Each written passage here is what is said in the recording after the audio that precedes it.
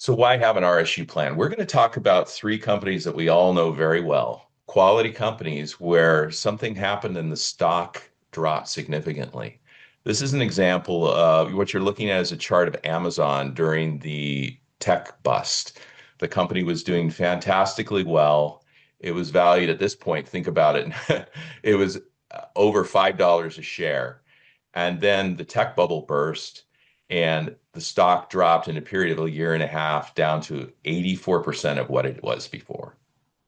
So the key takeaway here is, hey, volatility. Most of us have benefited from positive volatility in our stock. That's why we're talking about how to manage this. But there is negative volatility. And if you're on this call, chances are good that your stock is pretty richly valued right now. The market is high. And so the question is, will it stay at that level, or can something happen that has nothing to do with the company's performance that affects the stock? Okay, let's go to the next slide. This is one that's more recent. You probably remember this. This is Facebook, now Meta.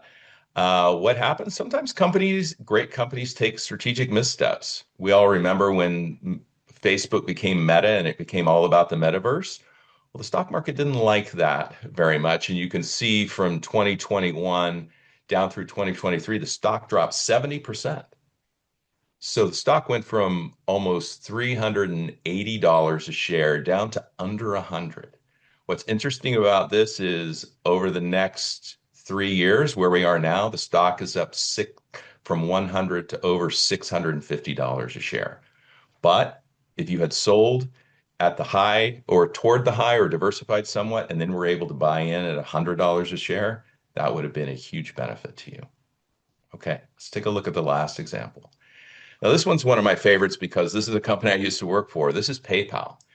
So, as you can see, PayPal stock was up over $300 a share in 2021, and it dropped rapidly in a period of about 6 months down to 100, and it hasn't broken 100 in over 3 years since then. Did something disastrous happen to PayPal? No. PayPal grew its revenue during that entire period. What happened was its growth slowed a little bit from what expectations were, and its profitability went down. It had some margin pressure, and that was all it took to take a highly valued stock from over $300 a share down to under 100. Okay. This is why we need a plan, because stocks don't always act the way you hope they will.